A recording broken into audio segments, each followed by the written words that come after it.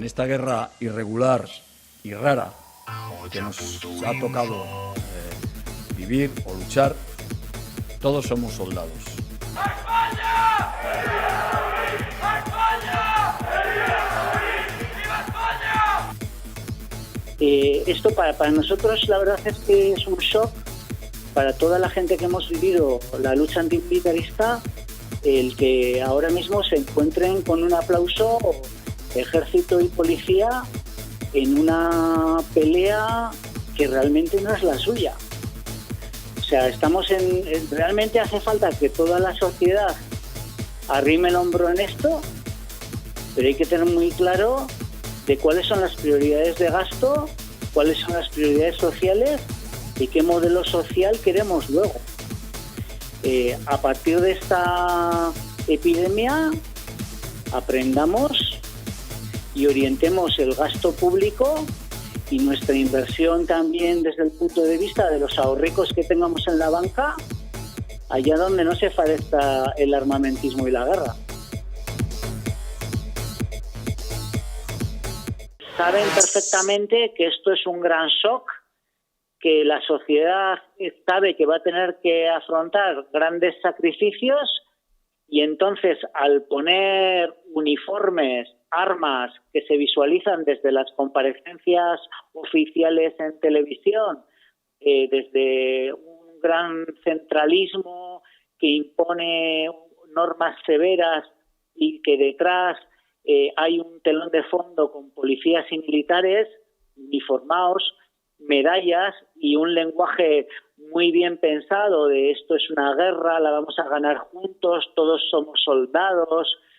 Lo que están intentando es apelar a la peor versión del patriotismo, en el sentido de que ante un evento que no es bélico, que no es de guerra en absoluto, que no hay una destrucción de infraestructuras, no hay minas, no hay bombas, es un enemigo invisible que es un virus, no merece ni siquiera ser llamado enemigo, porque vamos a convivir con él durante muchos años y la lucha tiene que ser sanitaria, epidemiológica, de protección civil, de conciencia, de cambio de costumbres, pero evitar el recorte de derechos sociales, civiles, elementales y de derechos económicos desde el punto de vista de acceso a medios de vida digna por todas las personas. Realmente acrecientan el pánico, el miedo, el shock y en realidad dejan las manos libres al capitalismo para tomar cualquier medida. El ejército es un escaparate de todo el complejo militar industrial. Quieren mantener el chiringuito del mercado armamentístico intacto. El PIB que entra en Burgos o en la Comunidad Autónoma Vasca o en Nafarroa o a escala estatal desde el punto de vista de fabricación de armamento en Expal, CENER, ITP, Indra, M. Torres, es brutal. O sea, son empresas estratégicas que venden en todo el mundo pues piezas para cazabombarderos, armamento pesado, armas ligeras, minas, todo tipo de tecnología de destrucción.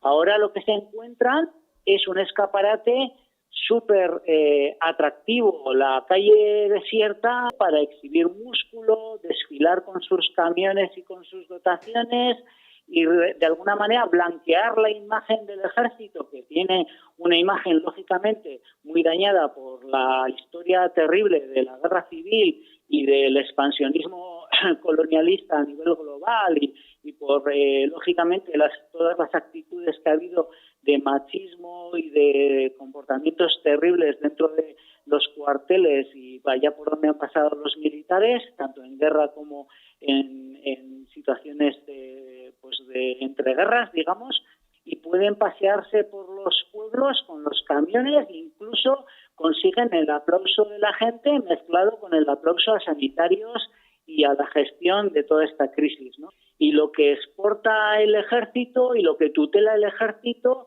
es la continuación de la guerra por otros medios, ¿no? Quiero decir, están tutelando el extractivismo en el sur, están tutelando las fronteras para que la gente que huye de la guerra que provocamos precisamente con el tráfico de armas y con guerras inducidas por extraer recursos estratégicos, precisamente la gente que huye de todos esos infiernos y del cambio climático que generan también un modelo económico despiadado, esa gente se encuentra que tiene las fronteras cerradas y ahora doblemente cerradas con el coronavirus. Entonces, debemos estar atentos porque no es de recibo que hagan un gran publireportaje, policía y ejércitos de tierra, mar y aire, mientras están detrayendo recursos que ahora mismo necesitamos y después más para defendernos de esta epidemia y de cualquiera que venga. Necesitamos más escuelas, más cultura y más hospitales, más sanidad para todas y para todos, ¿no? El gasto público es limitado, las economías de toda la zona euro, de todo el mundo, realmente se van a quedar muy castigadas por esta apuesta de confinamiento, tanto doméstico como confinamiento económico, para poder parar la expansión de la pandemia. Y, lógicamente, después nos podemos plantear otros modelos de defensa. ¿Necesitamos fabricar minas o necesitamos fabricar respiradores y camas de hospital? ¿Necesitamos aumentar la plantilla de ejércitos y policías o necesitamos aumentar médicos, psicólogos, personal de limpieza, camilleros? O sea, lo que necesitamos es gente que nos cuide y cuidar nosotros de la gente que nos cuida. Nosotros hemos nacido en un lugar donde hay una sanidad pública universal y gratuita, pero vayámonos, por ejemplo, a los campamentos de refugiados del Sáhara o a Palestina, donde ahora mismo, cuando entren las primeras personas contagiadas con coronavirus, pues van a tener una situación durísima, ¿no? Y tengamos claro que la mejor manera de apoyar el que la gente pueda quedarse en su territorio de referencia y no verse obligada a migrar es que tenga medios de vida digna y que tenga derechos sociales, civiles, culturales, económicos en su lugar, ¿no? Entonces, apelar un poquito a que hace falta pues mucha más cooperación y muchos menos ejércitos para la guerra, ¿no? Y saber que el día después de salir nosotros de este bache, pues probablemente tengamos que tender la mano a mucha gente, ¿no?